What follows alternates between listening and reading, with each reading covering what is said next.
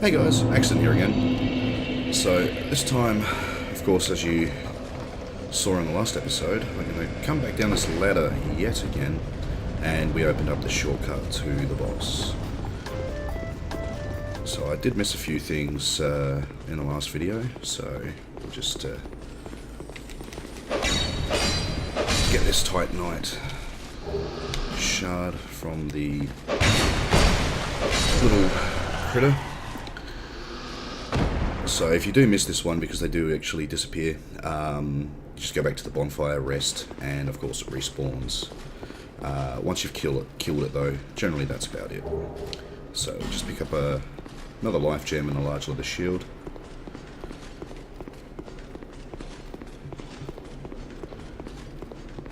And we're just going to fish these two guys through here. And try and get them to attack separately.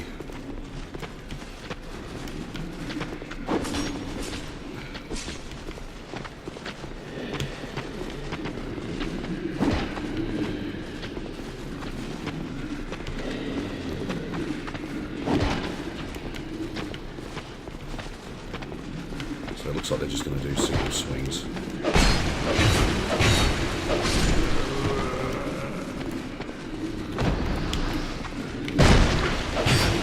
Got my guard break in first, but I just did not have the stamina. And he staggered me. Up.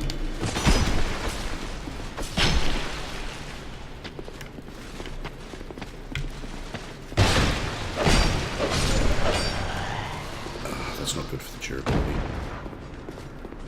Alright, I'm not going to forget the sleeper this time.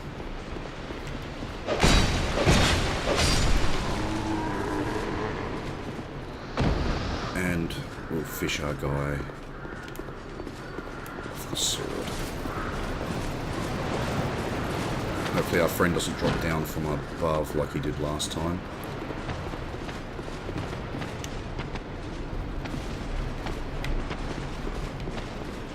Come on. I think he just did. He did.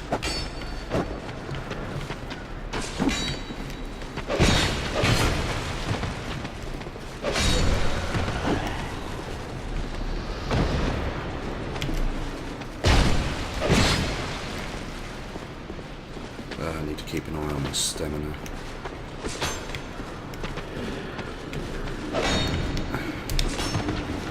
Failed the guard break.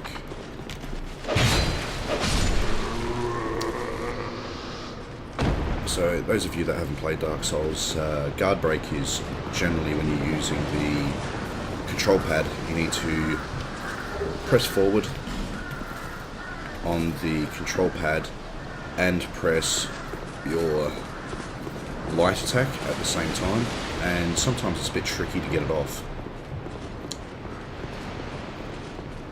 So now that we've collected that,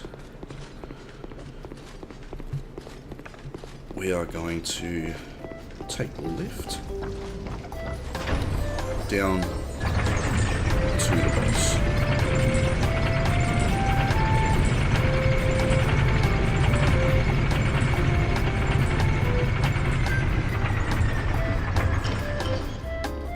So just be mindful, of course, it is a twin lift system.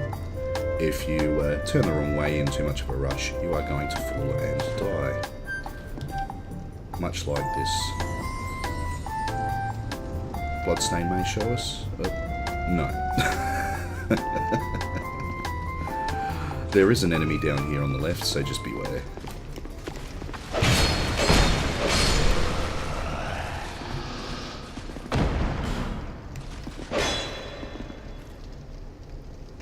I think that may be a shortcut, I'm really not sure.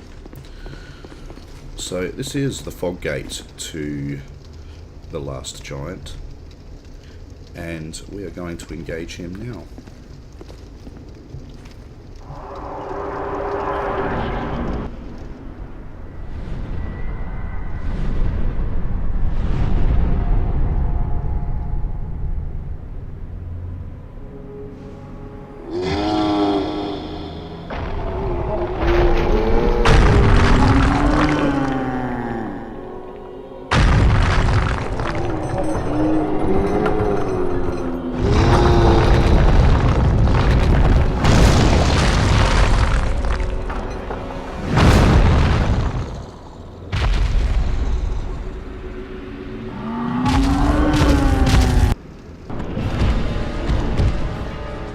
So we'll just dash under his legs. With the last giant, he's not too difficult for a first boss. As I say that, as he hits me with one of his rather hard attacks. You generally just want to focus on his right leg. He does do a stomp attack. Generally just try and take your time. He will jump out of the way and he will do a bit of a swipe, which does hurt quite a bit. And he does stomp with either foot and two. Be very mindful with the way that he stomps. So even if you just pick away at him, it shouldn't take too long to take him down. Just try and keep away from his stomps. Now, about halfway through, he got me with a stomp. Just try and keep underneath him.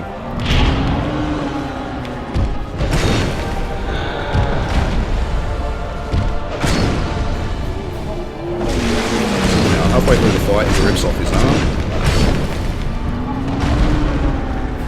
And can generally get a bit more range of attack on you.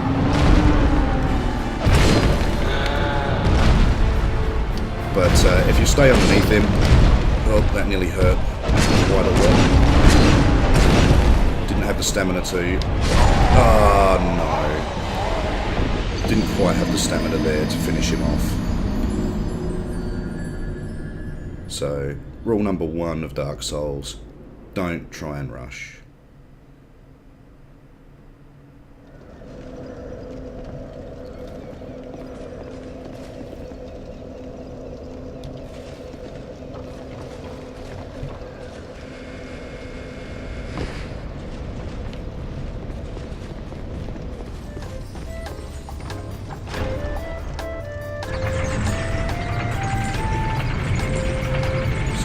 Back down and try again.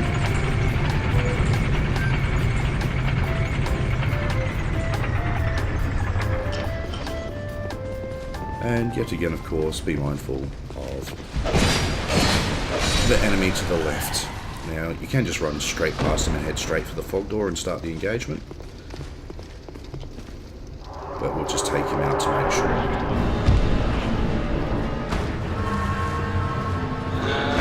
The other side of the arena and weigh him up. What the heck happened there? I've never seen him do that. Oh, he does his tantrum stomp. He'll just roll away. If you stay to his sides, he will swing his arms, much like that.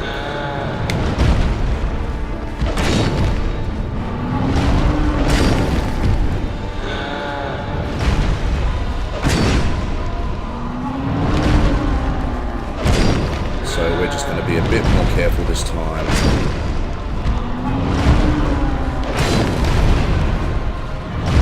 And I didn't roll for that last one. I thought we were just out of...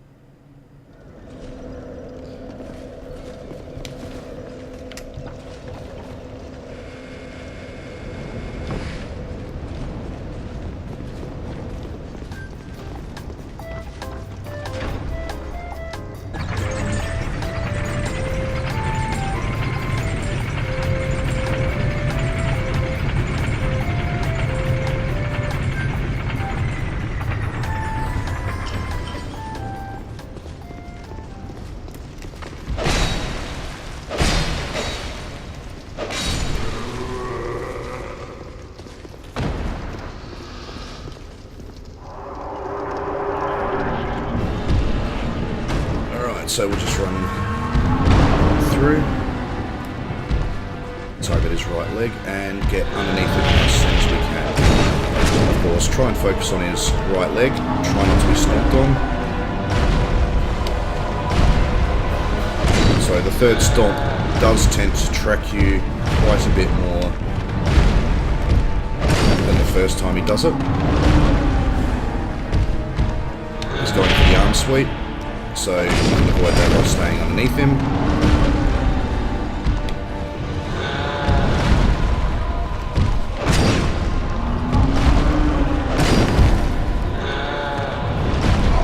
Okay, we just got hit, so throw the Estus Flask and we'll run straight back and roll underneath it.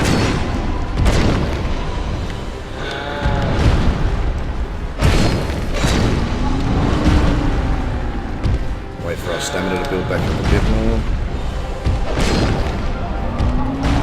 So his left stomp's not too bad.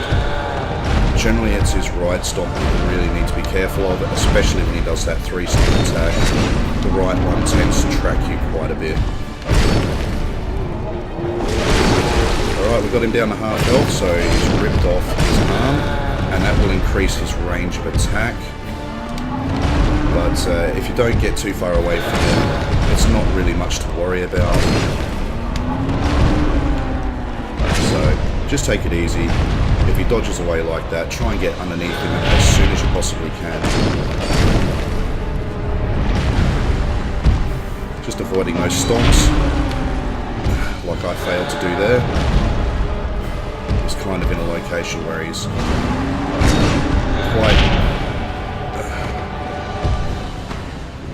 we're not looking too good here.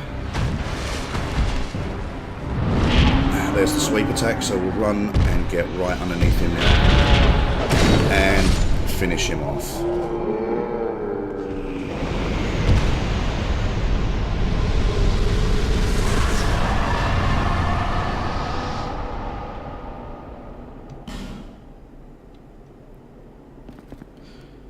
That's it.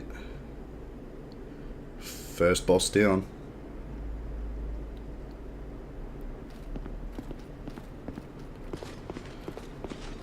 Time to head back. Just see if this... Nope, it's still locked. Just head back up the lift. And back to the bonfire.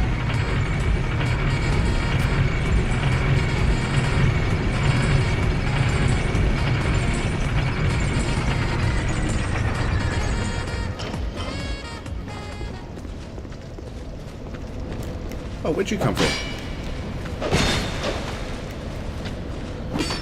Ah, it's the halberd knight from the bridge. Came for walkies, looking for us.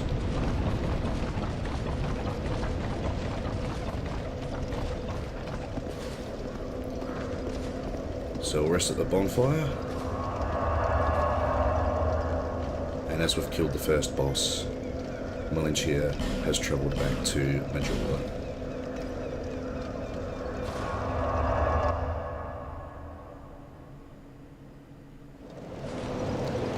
So if you look just directly in front of us, that's where Malinchia sets up shop. So you can now come back to Majula and purchase her wares from there. So what we'll do this time is upgrade some of our equipment here at the blacksmith. Oh, I'd given you up for dead. Almost had me worried, really. And we're going to reinforce. So of course you can see all the items we've got on us, and the ones with the red sticker of course are the ones that we've currently got equipped and are using. So we're not going to worry about the armor at this stage.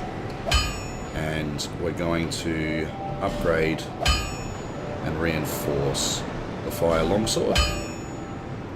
It costs souls, of course. Now you can see that the fire longsword is +1, and we'll just perform another one. So we'll leave it at +2, and we'll also do the short sword to +2 as well, just to increase their overall damages.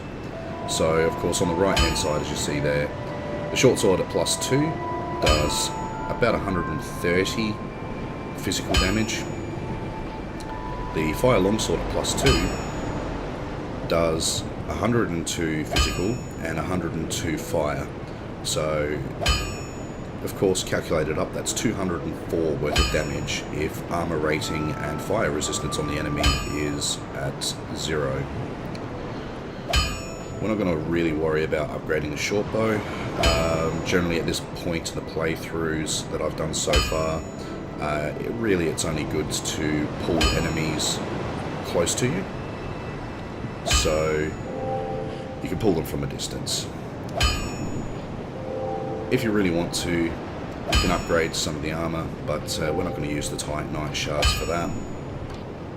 And we'll just take a look and see how much the shield does upgrade if we did decide to, on what resistance it still wants to block.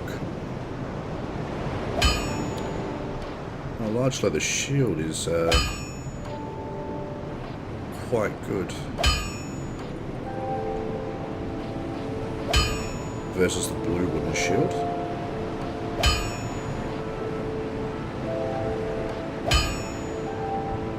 So we might actually switch over to the large leather shield and resume using that. I'm not going to actually upgrade.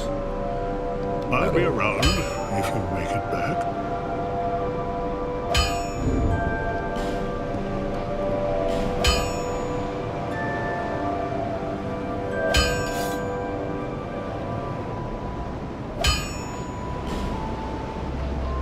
And of course, just in case.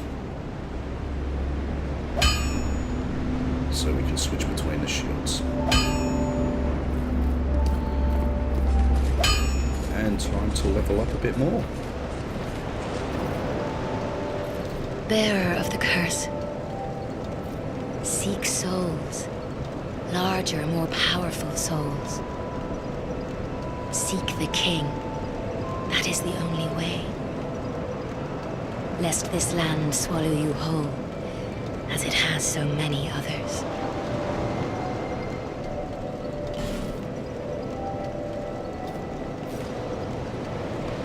So this time we're just going to add a bit more endurance.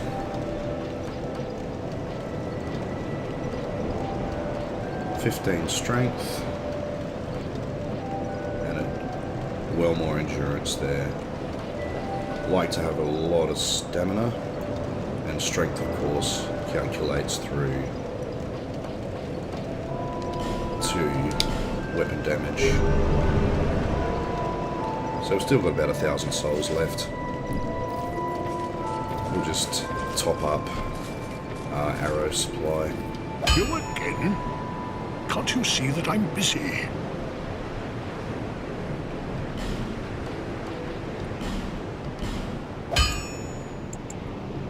We'll just use the rest that we've got. So you can hoard souls, of course. I'll Souls be around are, if you make it back. if you haven't gathered so far, the currency for everything. So you can think of it as every death you lose your money and you need to go back and collect your money. If you've got a whole heap of souls and you're moving into an area and you die and you lose them, well, that's it.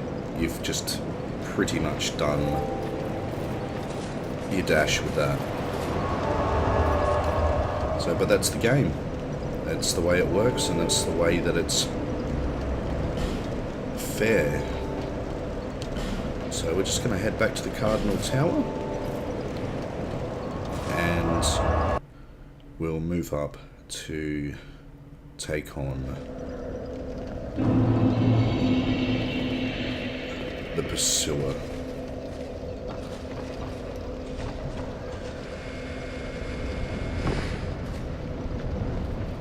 So we are going to take out the Halberd tonight, otherwise he will try and follow us.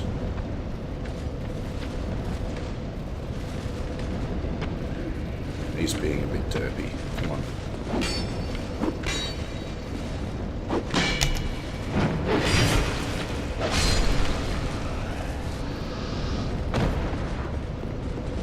So the Pursuer boss is quite difficult. I myself have had quite a bit of trouble with him. We'll fish these guys out again. I did have to look up a few gameplay footage to take a look at how he actually works. There are two different tactics that you can actually use with the pursuer, and I think we will try and do the fastest and easiest approach, as I'm trying to aim this as more of a, I guess, guideline or tutorial for new players.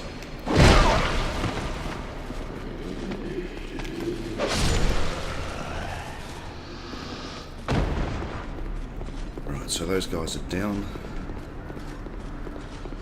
and we will just head over to the door.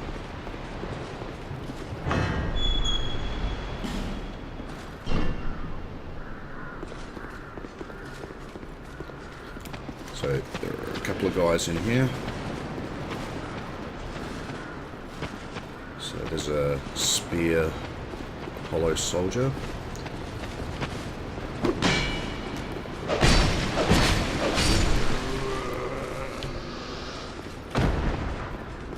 And around to the right is a halberd soldier. We'll just get in a bit close, fish for the attack.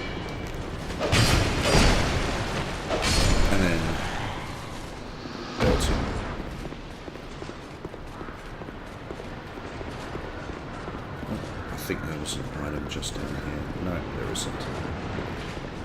So that fog wall there is through to the pursuer boss.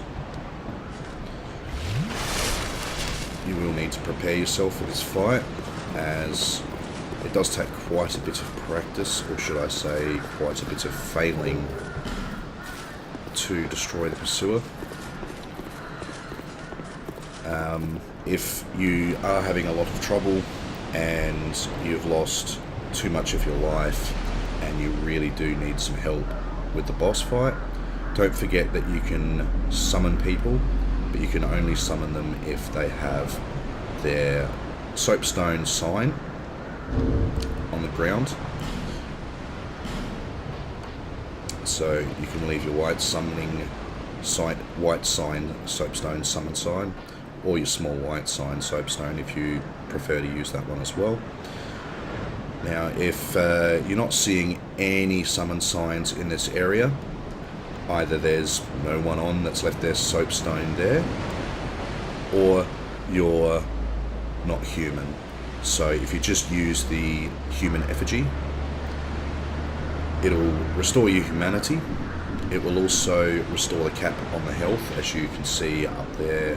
As I've died a couple of times, it reduces, and it drops to about 50% of your total life if you've died too many times and haven't restored your humanity.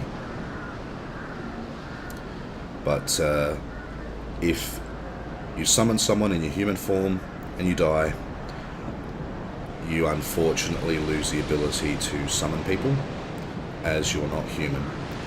But on the other hand, you can drop your white soapstone summon sign for other people that come up to this area, and you can be summoned to help them.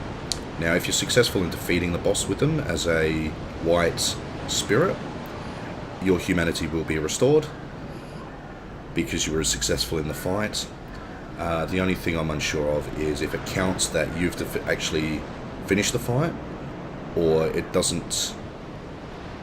Well, I'm just unsure whether it, if you complete it as a white spirit, when you come back to your world, the boss is defeated. I believe that it's not. So you can assist someone, come back to your own world, and then continue on and destroy the boss, or engage the boss from there. So here we go to the pursuer.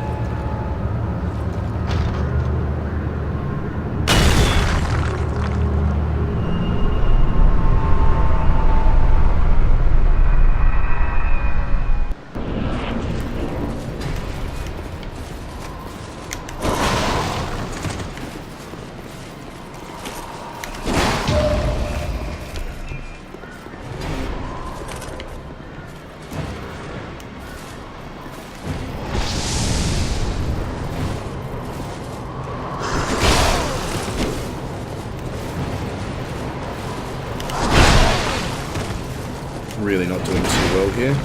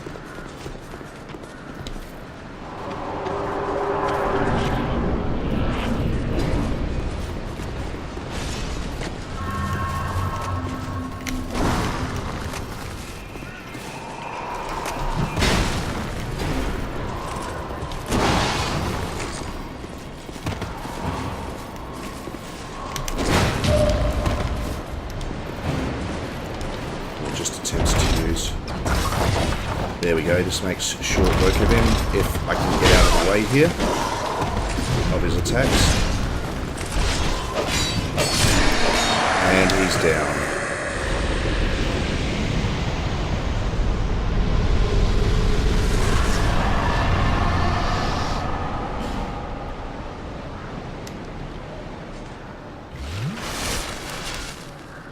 Oh, we had a friend come and watch.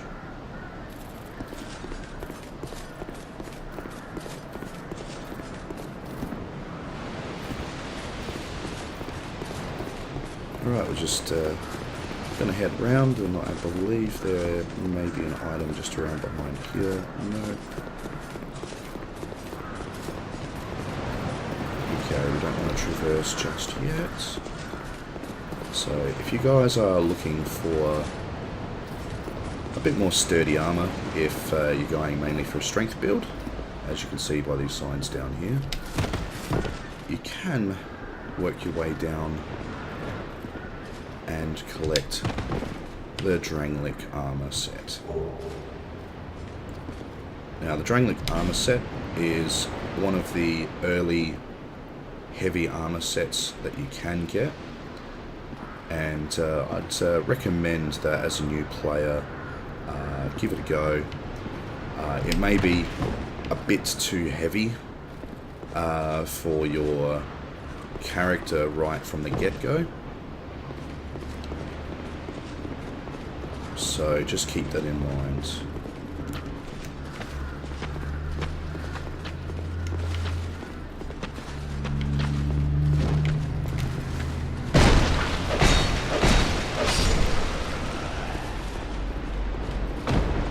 So as I didn't kill these guys, I just ran straight past them. We're going to make our way back up.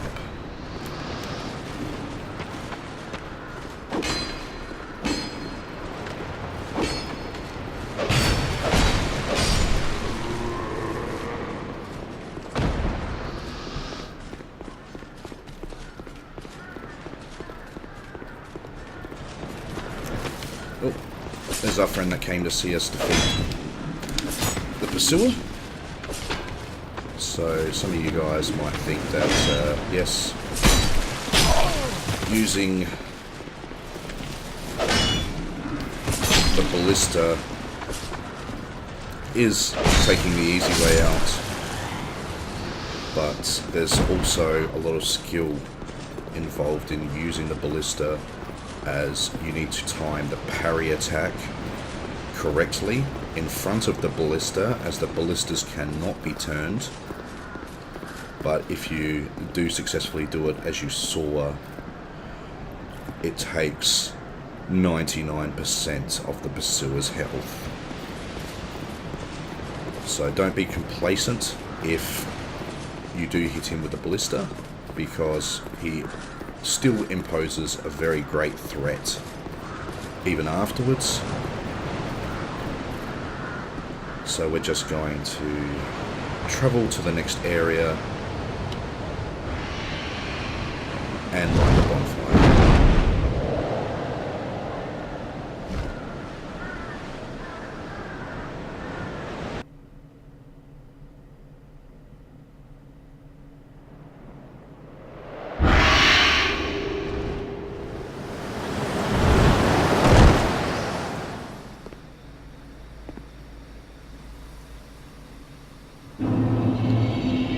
So here we are in the Lost Bastille. We're not going to head through this area as yet.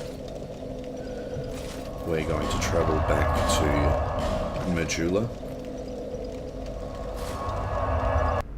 and work a little bit more on our equipment.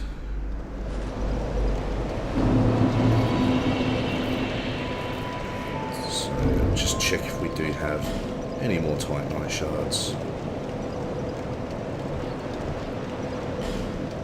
Yes, we have one shard, one large, and one slab.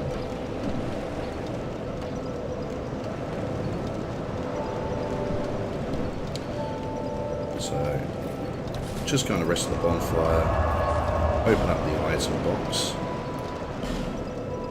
and as you see, of course, we've got the souls here. Well, we've got the soul of the last giant as we defeated them. As you can see, you can acquire numerous souls, or perhaps exactly the same with the soul of the pursuer.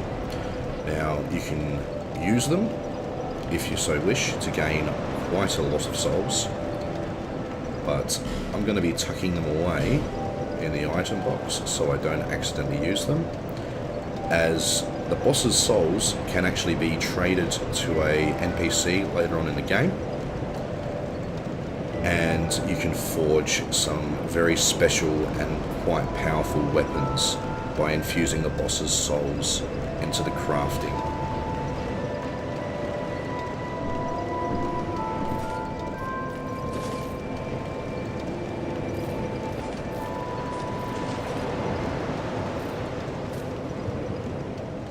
Bearer of the curse, seek souls, seek lest this...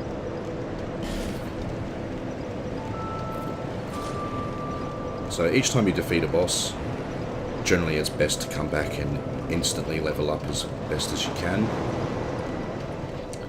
So we'll increase our dexterity and our strength. I don't believe we will do vitality just yet. So mostly we're doing strength, dexterity and endurance. So I believe strength at 20 and dexterity at 15 is quite decent, especially at this stage.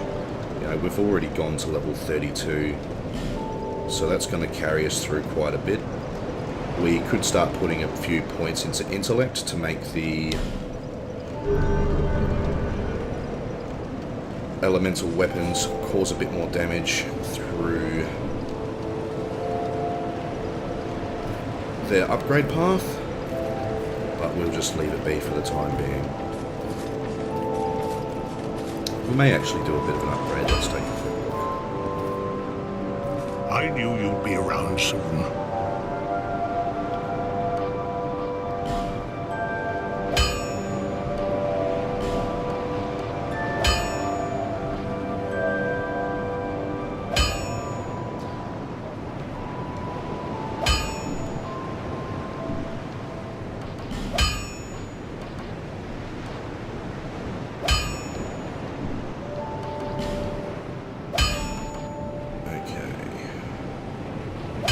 Three Titanite shards each.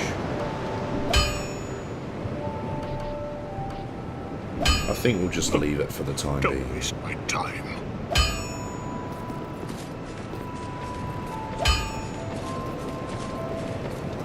Okay, so we're just going to leave it here, and I'll catch up with you guys next time.